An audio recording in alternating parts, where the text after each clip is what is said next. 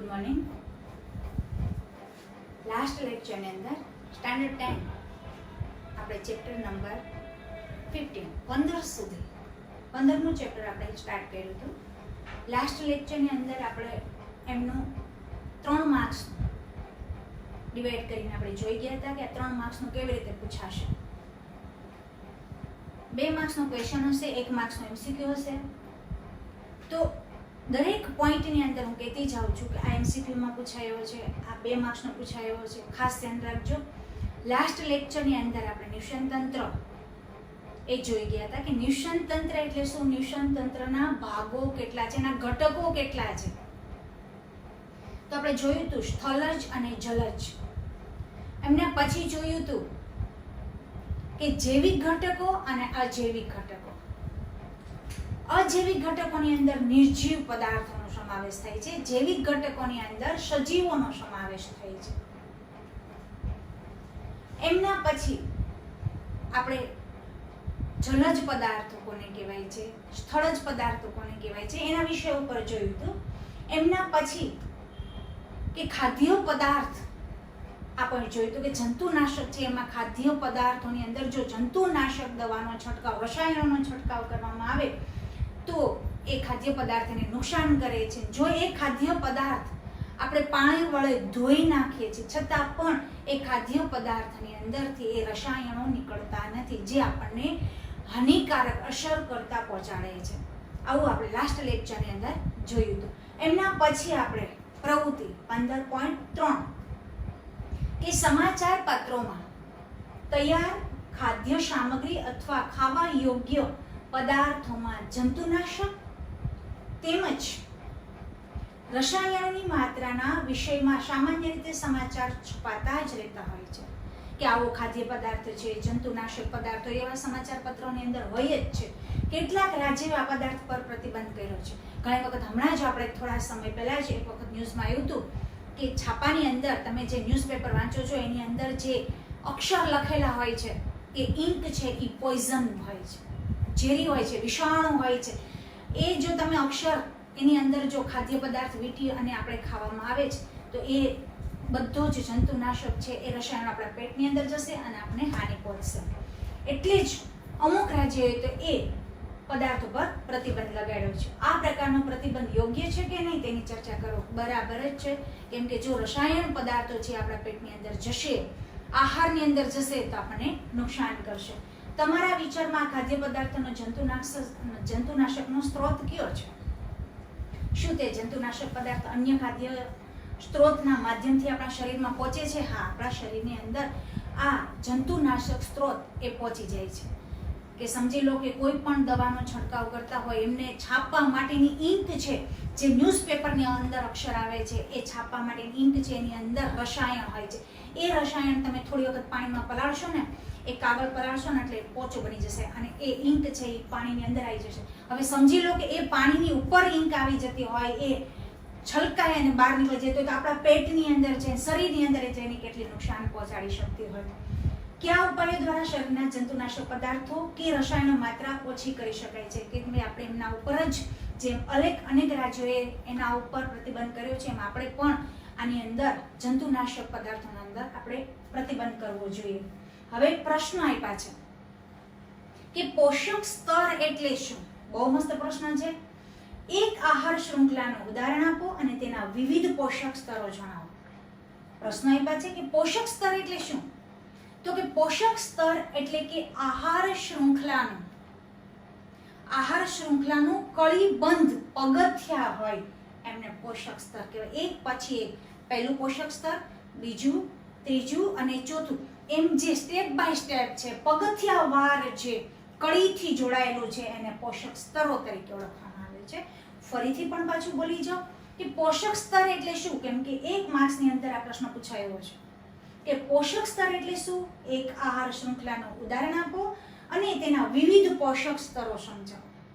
તો પોષક સ્તર એટલે કે આહાર શૃંખલાના કળીબંધ પગથિયાને પોષક સ્તર કહેવાય છે. અહીં સુધી એક આહાર શૃંખલાનું ઉદાહરણ આપો તો કે નિવસન તંત્ર છે એ સૌથી મોટું પોષક સ્તરનું ઉદાહરણ છે. નિષન તંત્ર એ પોષક સ્તરનું સૌથી મોટું ઉદાહરણ છે. તેમના વિવિધ પોષક સ્તરો સમજાવો. તો શું કે છે, તેના વિવિધ પોષક સ્તરો છે, 4 પોષક સ્તરો છે. તો પહેલું તમને એક સમજી લો કે ઘાસ આપ્યું છે. તો ઘાસ ઉપર કોણ આધાર રાખે છે? જો 4 તબક્કામાં વિવિધ પોષક સ્તરો જણાવો. તો એના 4 તબક્કામાં વિસ્તરણ થાય છે. કે પેલું ઘાસ, તો હવે વિવિધ પોષક સ્તરો જણાવો. તો વિવિધ પોષક સ્તરો છે 4 સ્તરમાં વિસ્તરણ પામે છે. પહેલું ઘાસ, બીજું ઉંદર. ઉંદર ઉપર કોણ આધાર રાખે છે? તો કે સાપ. સાપ છે, તો કે સાપ ઉપર કોણ આધાર? તો કે શમડી. જો 4 ઉદાહરણો આપ્યા છે તમને. આપણને એના વિવિધ પોષક સ્તરો જણાવવાનું કહ્યું છે. તો શમડી છે એ સાપને ખાઈ જાય છે, સાપ છે એ ઉંદરને ખાય છે, ઉંદર છે કોના ઉપર આધાર રાખે છે? ઘાસ ઉપર. એટલે એના પોષક સ્તરો થઈ ગયા. તો આમને કહેવાય છે ઉત્પાદક. આમને ઉત્પાદકો તરીકે ઓળખવામાં આવે છે. પરંતુ આ જે ભાગ છે, 3 ભાગ, એમને ઉપભોગી કહેવામાં આવે છે. 3 ઉપભોગી છે, પરંતુ આ પ્રથમ પોષક સ્તર છે. જ્યારે દ્વિતીય પોષક સ્તર અને આ શાકભાઈ છે એ તૃતીય પોષક સ્તર છે. અને શમડી છે કે ચોથું, એટલે કે ચતુર્થ પોષક સ્તર છે. 4 પોષક સ્તર તમને મેં ઉદાહરણ સહિત સમજાવ્યા. કે ઘાસ છે એ ઉત્પાદકો, એટલે કે લીલી વનસ્પતિ પોતે પોતાના જાત ઉપર જ ખોરાકનો નિર્ભર કરતો હોય, તો એ પ્રથમ પોષક સ્તર છે. ઉંદર છે ઘાસ ઉપર નિર્ભર કરે છે, સાપ છે ઉંદર ઉપર છે, શમડી છે સાપ ઉપર છે. તો એ ઉપભોગી છે, બીજા ઉપર પોતાનો આહાર મેળવવા માટે બીજા ઉપર આધાર રાખે છે. એટલા માટે એને ઉપભોગી તરીકે ઓળખવામાં આવે છે. તો દ્વિતીય પોષક સ્તર, સાપ તૃતીય પોષક સ્તર કહેવામાં આવે છે, અને શમડી છે ચતુર્થ પોષક સ્તર. એટલે કે 4 સ્તરોની અંદર આ પોષક સ્તરોનું વર્ણન કરવામાં આવ્યું છે. હવે એમના પછી આપણે જોઈશું કે નિષન તંત્ર એટલે શું. ખાસ ધ્યાન રાખજો, તમને આ મસ્ત પ્રશ્ન આપ્યો છે, કદાચ પૂછાયો છે. હવે નિષન તંત્રમાં વિઘટોની ભૂમિકા શું કામ કરે છે? તો કે નિષન તંત્રની અંદર વિઘટકો સૂક્ષ્મ જીવો છે એ પોતાના સરળ દ્રવ્યોનું પર્યાવરણમાં મુક્ત કરે છે. ત્યારે એ અમુક જીવો એના ઉપર નિર્ભર કરી અને પોતાનું સ્વાસ્થ્ય, પોતાનું એ ગુજરાન ચલાવે, પોતાનો એ જીવી શકે છે, પોતે જીવંત રહી શકે છે. નિષન તંત્રની અંદર વિઘટકો છે એ દ્રવ્યનું વહન કરી અને પર્યાવરણને પણ એક ફાયદાકારક કરે છે. આ એમની ભૂમિકા છે.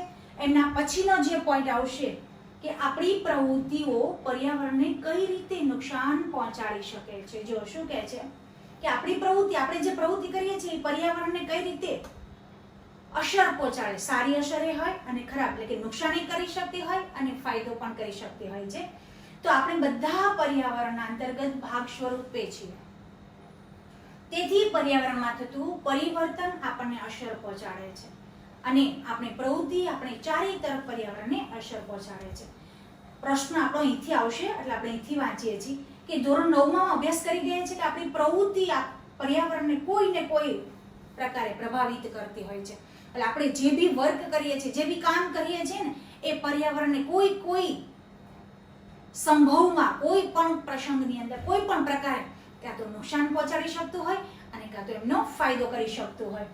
આ ભાગમાં આપણે પર્યાવરણ સંબંધિત 2 સમસ્યાઓના વિષયમાં વિસ્તૃત ચર્ચા કરીશું. હવે પછીનો પોઈન્ટ શું કહેવા માંગે છે?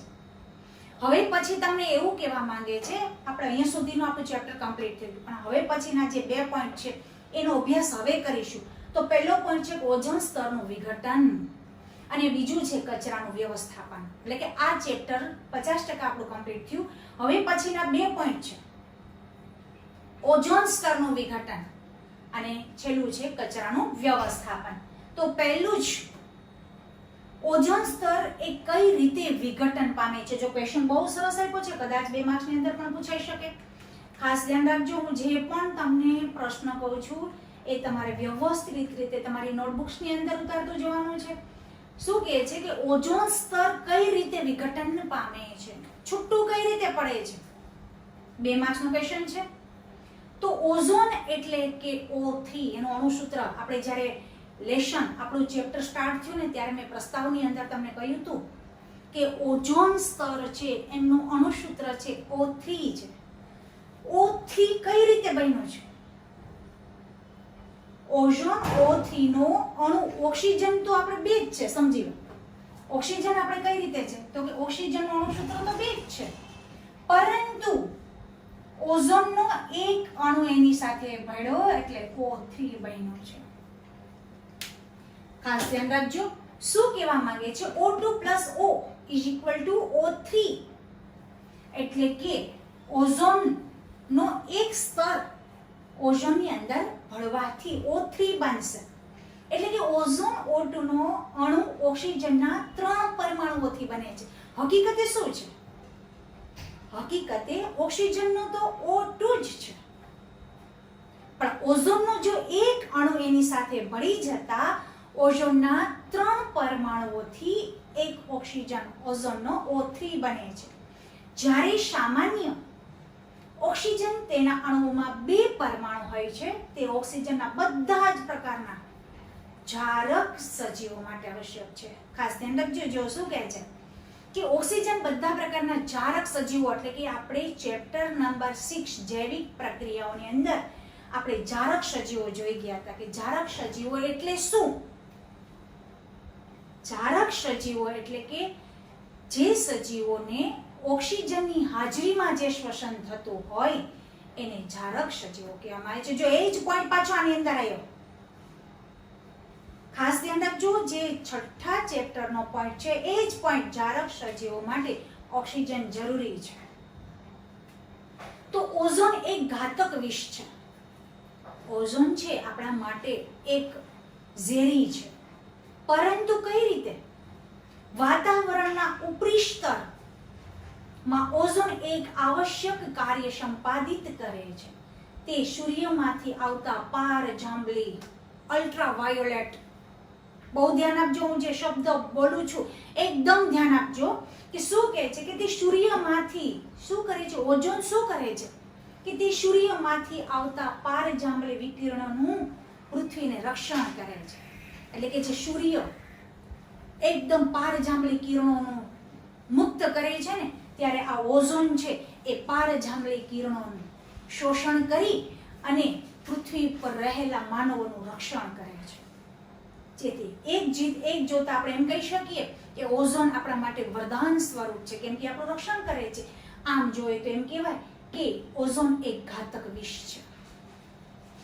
પારજાંબલી વિકિરણો સજીવો માટે અત્યંત હાનિકારક છે. જો પાછું એવું એમ આવ્યું છે કે પારજાંબલી કિરણો છે એ તો સજીવ માટે રાઈટ એ અત્યંત હાનિકારક છે. જો કદાચ એ સીધા પૃથ્વીથી સીધા આપણા ઉપર પડશે તો આપણી સ્કિન બળી જશે અને આપણે બળીને ભસ્મ થઈ જશું, એટલા એ હાનિકારક હોય છે.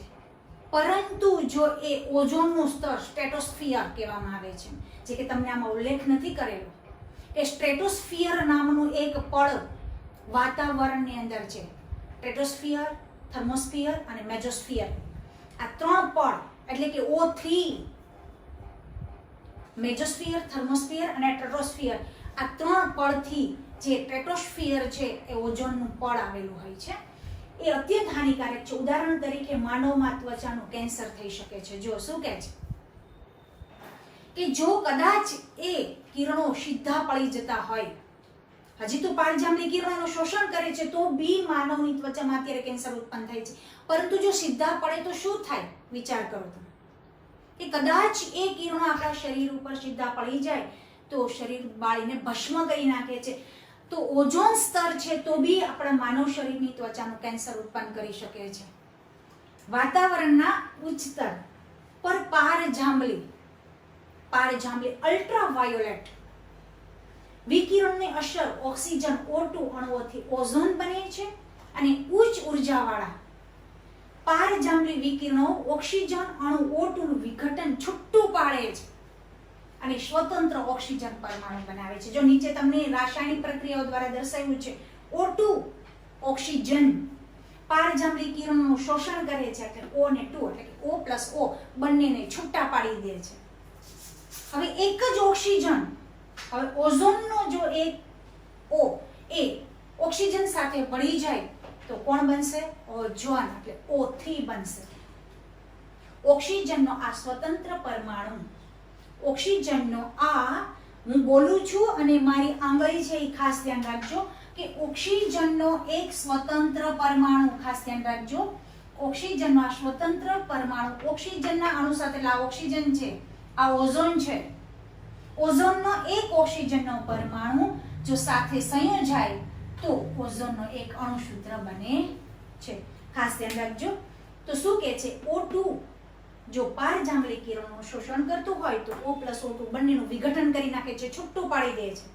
પરંતુ એ જ ઓઝોન જો ઓક્સિજનના અણુ સાથે સંયોજાય તો ઓઝોનનો એક પરમાણુ બનાવે છે. હવે શું કહે છે? જો કે 1980 થી વાતાવરણમાં ઓઝોનની માત્રામાં ઝડપથી ઘટાડો થઈ રહ્યો છે. એટલે કે તમે સાંભળ્યું હશે કદાચ સોશિયલનો કોઈ એવું ચેપ્ટર હોય તો એમાં ઓઝોનનું આવે છે કે ઓઝોનના અત્યારના સમય પ્રમાણે ઓઝોનની અંદર, ઓઝોનનો પડની અંદર ગાબડા પડી ગયા છે. તેથી જ આપણે આવા આંખના રોગો, સ્કિનના રોગો, આવા આપણા શરીર ઉપર અનેક રોગોથી આપણે હાનિકારક અસર કરતા નિર્ભર છીએ. એટલે જ આ ઓઝોનના ગાબડાને કારણે, કેમ કે પારજાંબલી કિરણો છે એ આપણા સુધી પહોંચી શકે છે, ગાબડું છે એટલે એમના અસર આપણા શરીર સુધી પહોંચી શકે છે. હવે 1980 થી વાતાવરણમાં ઓઝોનની માત્રા ઝડપથી ઘટાડો થઈ રહ્યો છે.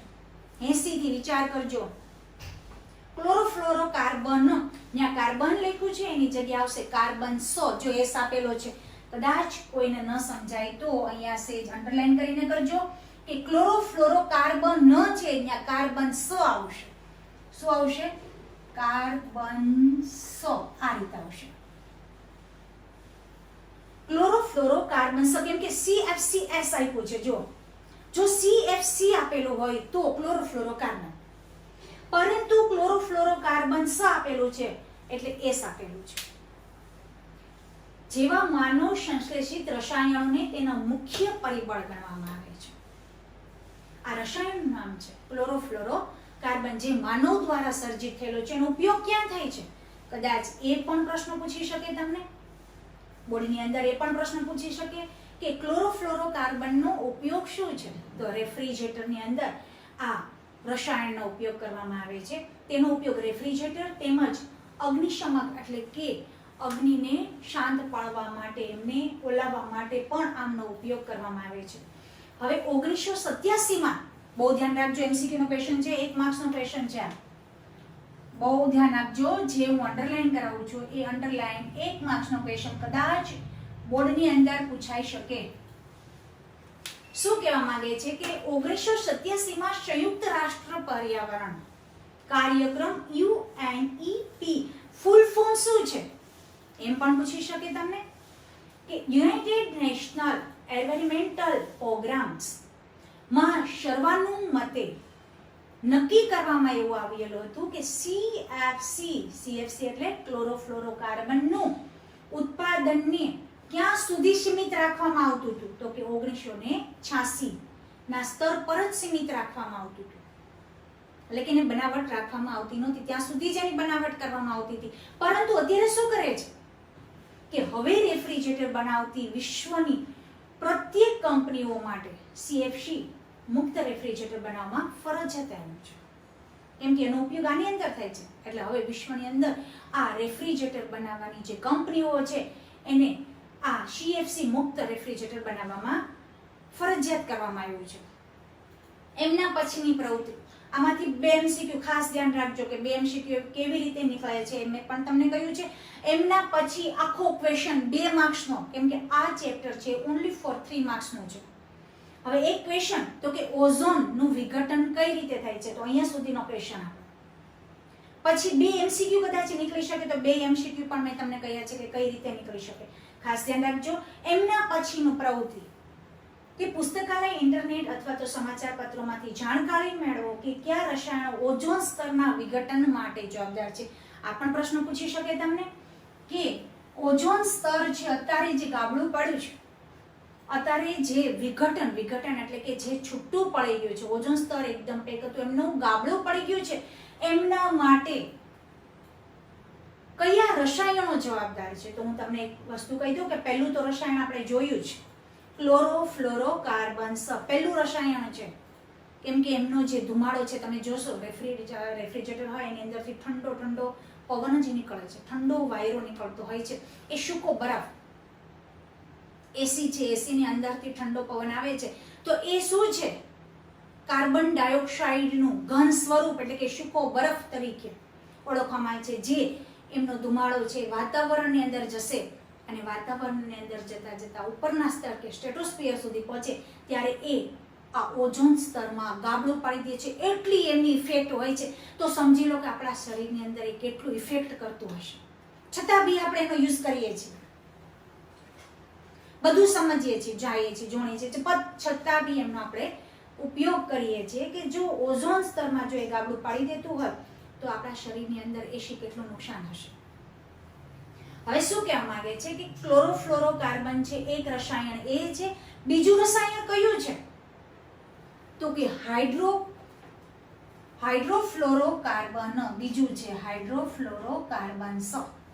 પહેલું તો કે ક્લોરોફ્લોરોકાર્બન છે એ પણ ઓઝોન સ્તરના વિઘટન માટેનો પહેલો સ્તર જવાબદાર છે. બીજું કોણ, તો કે હાઇડ્રો એટલે HFCS, હાઇડ્રોફ્લોરોકાર્બન્સ. અને ત્રીજું રસાયણ કઈ છે, તો કે નાઇટ્રોજન ઓક્સાઇડ. જો કદાચ યાદ ન રહે તો હું બોલતી જાઉં છું, એની સાથે સાથે લખતા જજો કે કયા રસાયણો ઓઝોનના સ્તરના વિઘટન માટે જવાબદાર છે. તો પહેલું જ તમને આપ્યું છે કાર્બન, ક્લોરોફ્લોરોકાર્બન, બીજું છે હાઇડ્રોફ્લોરોકાર્બન્સ અને ત્રીજું છે નાઇટ્રોજન ઓક્સાઇડ. તો નાઇટ્રોજન ઓક્સાઇડ જો કદાચ તમને યાદ ન રહે તો તમે મારી સાથે સાથે લખતા જજો. જાણકારી મેળવો કે આ પદાર્થનું ઉત્પાદન અને ઉત્સર્જન નિયમન સંબંધી કાયદો ઓઝોન વિઘટનને ઓછો કરવામાં કેટલો સમય સરળ રહ્યો છે અને શું છેલ્લા કેટલાક વર્ષોમાં ઓઝોન ગર્ત આકાર કદમાં કોઈ પરિવર્તન આવ્યું છે. આ પ્રશ્ન પણ એવું કહી દઉં છું કે જો આ પદાર્થનું ઉત્પાદન અને ઉત્સર્જન નિયમન સંબંધી કાયદો ઓઝોન વિઘટનને ઓછો કરવામાં ઘણો સમય સફળ કરવામાં રહ્યો છે. શું કેટલાક સમય, એટલે અહીંયા તમને આ જ પ્રશ્નનો જવાબ અહીંથી જ કે 1987માં સંયુક્ત રાષ્ટ્ર પર્યાવરણના સર્વાનુમતે નક્કી કરવામાં આવ્યું હતું કે CFC ક્યાં સુધી સીમિત રાખવામાં આવ્યું હતું, તો કે 1986 સુધી જ સીમિતમાં રાખવામાં આવ્યું હતું. એટલો સમય જ એ સફળ રહ્યો હતો. શું કેટલાક વર્ષોમાં ઓઝોન ગર્ત આકાર કદમાં કોઈ પરિવર્તન આવ્યું, તો કે હા. એનો પ્રશ્નનો જવાબ હા આવશે કે હા, કેટલાક વર્ષોમાં ઓઝોન ગર્ત એટલે કે ઓઝોનમાં ઘટાડો થવો. કદાચ આ પ્રશ્ન આ શબ્દ ન સમજાય તો વાત કરું છું કે ઓઝોન ગર્ત એટલે કે ઓઝોનમાં ઘટાડો થવો, આકાર કદમાં પરિવર્તન આવ્યું છે. હવે એમના પછીના ક્વેશ્ચન છે જો કે આપણા દ્વારા નિર્માણ પામતા કચરાનું પ્રબંધન. આ પણ 2 માર્ક્સમાં કદાચ પૂછાઈ શકે.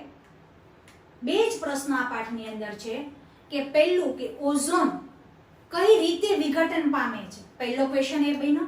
બીજો પ્રશ્ન કયો બનશે કે નિવસન તંત્ર એટલે શું અને તેના ઘટકો વિશે માહિતી આપો, બીજો ક્વેશ્ચન. અને ત્રીજો ક્વેશ્ચન કયો બનશે આ ચેપ્ટરની અંદર કે આપણા દ્વારા નિર્માણ પામતા કચરાનું પ્રબંધન કઈ રીતે કરશો. આ 3 પ્રશ્ન છે આ ચેપ્ટરની અંદર. 3 માંથી એક પ્રશ્ન હશે જ બોર્ડની અંદર. એટલે 2 માર્ક્સનો એક ક્વેશ્ચન તમારે કમ્પ્લીટ થઈ ગયો. પછી જ્યારે હું MCQ વચ્ચે કહેતી જાઉં છું એમાંથી પણ MCQ, બાકી વધારાનું કશું આ લેશનની અંદર વાંચવાનું નથી. હવે શું કહેવા માંગુ છું કે આપણા દ્વારા નિર્માણ પામેલા કચરાનો પ્રબંધ. કે આપણી દૈનિક ગતિવિધિઓમાં આપણે ઘણા એવા પદાર્થોનું નિર્માણ કરીએ છીએ કે જેને આપણે ફેંકી દઈએ છીએ. ઘણા વસ્તુ એવી છે આપણા જીવન દરમિયાન કે એમને ઉપયોગ કરી અને ફેંકી દઈએ છીએ. આ નકામા પદાર્થો ક્યાં છે? જ્યારે આપણે તેને ફેંકી દઈએ છીએ ત્યારે તેઓનું શું થાય છે? આવો આ પ્રશ્નનો જવાબ મેળવવા માટે નીચેની પ્રવૃત્તિ કરીએ. શું કહે છે કે અમુક પદાર્થો આપણે કચરા દ્વારા ફેંકી દઈએ છીએ. એનું શું કરીએ છીએ? એ કચરો ફેંકી દઈએ છીએ એટલે એનું વિઘટન થઈ જશે, એ છૂટું પડી જશે. તમારા ઘરેથી કચરો એકત્રિત કરો. પ્રવૃત્તિ શું કહેવા માંગે છે? જો કે તમારા ઘરેથી કચરો એકત્રિત કરો, તેમાં આખા દિવસમાં ઉત્પન્ન થયેલો કચરો, જેમ કે જોજો કેવો કચરો છે, ઉત્પન્ન થયેલો કચરો, રસોડાનો કચરો. રસોડાનો કચરો કેવો હોય? વાસી ખોરાક, શાકભાજીના છોતલા, ચાનો ઉપયોગ કરેલા પાન, દૂધની ખાલી થેલીઓ અને ખાલી ડબ્બા, આ બધો વધારાનો કચરો આપણા રસોડાની અંદર હોય છે. આ કચરો એનું શું કરશું? તો આપણે ફેંકી દેશું. આ કચરાને શું કરશું? આપણે ફેંકી દેશું. નકામા કાગળ, દવાની ખાલી શીશીઓ, ટ્રિપ્સ મીન્સ કે પતરાઓ, બબલ પેન, જૂના ફાટેલા કપડાં, તૂટેલા જૂતા વગેરેને આપણે હોઈ શકે છે. આવો કચરો છે એ આપણા ઘરની અંદર હોય છે. તો એ કચરાને શું કરશું? તો આપણે ફેંકી દેશું. એ કચરાને ફેંકી દેશું. પછી એ કચરાનું થાય છે શું? જોશું આપણે. શું કહે કે તમે તેને શાળાના બગીચામાં એક ખાડો ગાળી અને દબાવી દો. પ્રવૃત્તિ શું કહેવા માંગે છે? બહુ ધ્યાન આપજો. આના ક્વેશ્ચન પણ પૂછાશે કે પ્રવૃત્તિ શું કહેવા માંગે છે? કે આ બધો કચરો છે ને એમને ભેગો કરી દો. ભેગો કરીને શું કરશું આપણે? તો કે એક કચરાને ખાડામાં દબાવી દો. જો એવું સ્થાન પ્રાપ્ત ન હોય તમારી પાસે તો આ કચરાને કોઈ જૂની ડોલમાં અથવા કુંડામાં ભેગો કરો. એકત્રિત કરીને તેને 15 સેન્ટીમીટર જાડી માટી સ્તરથી ઢાંકી દો. એટલે કે ખાડો ગાળીના કચરાને અંદર રાખી દેવાનો છે. તેને પાણીનો છંટકાવ કરી ભીનું રાખો. રોજે રોજ એને પાણીનો છંટકાવ કરો. 15 દિવસ પછી તેનું અવલોકન કરો શું થાય છે. જોજો ક્વેશ્ચન આપ્યા છે હા, કે તમારા રસોડાની અંદર, તમારા ઘરની અંદર જો આવા કચરા હોય ને એને શું કરશો? તો કે એમને એક ખાડો ગાળી અને દાટી દો. પછી માટી ઢાંકી અને 15 દિવસ 15 સેન્ટીમીટર જાડી માટીનો સ્તર બનાવી દો અને રોજ એના પાણીનો છંટકાવ કરો. પછી શું કરવાનું? અવલોકન કરો શું થાય છે. તો શું કરવું પડશે કે તે કયા પદાર્થો છે, જો ક્વેશ્ચન પૂછ્યો છે કે તે કયા પદાર્થો છે કે લાંબા સમય પછી પણ અપરિવર્તિત થાય છે. તે કયા પદાર્થો છે કે જેના સ્વરૂપ અને સંરચનામાં પરિવર્તન આવ્યું છે. બહુ મસ્ત ક્વેશ્ચન છે. જોજો શું કહે છે કે તે કયા પદાર્થો છે કે લાંબા સમય સુધી એમનેમ રહે કે એમાં કોઈ પણ પરિવર્તન ન થાય. તો તમે જોઈ શકો છો કે દૂધની થેલી છે એટલે કે પ્લાસ્ટિક છે, પછી દવાની બોટલ, કાચની બોટલ હોય છે એમાં કોઈ પણ પરિવર્તન થતું નથી. પ્લાસ્ટિક હોય એમાં કોઈ પણ પરિવર્તન થતું નથી કેમ કે એ અજૈવિક વિઘટનીય છે. અવિઘટનીય છે એટલે કે એનું વિઘટન થશે જ નહીં કેમ કે પ્લાસ્ટિક છે એ સડતું જ નથી. એટલે એ કદાચ દૂધની થેલી હશે, દવાની બોટલ હશે, એના ઢાંકણા હશે તો એ એમનેમ રહેશે, એમાં કોઈ પણ પરિવર્તિત થશે નહીં. બીજો ક્વેશ્ચન શું કહે છે કે કઈ એવું છે કે જેમાં પરિવર્તન આવ્યું છે? તો કે હા, તો કે સમજી લો કે રસોડાનો કોઈ વાસી ખોરાક છે, શાકભાજીના છોતલા, ચાના થેલીના પાન, એ બધાની અંદર જૂતા છે, કપડાં છે, એ વિઘટન થઈ અને માટીની અંદર ભળી જશે. એટલે એ પરિવર્તન થઈ જશે, એનો કચરો થઈ જશે, એનું વિઘટન થઈ જશે.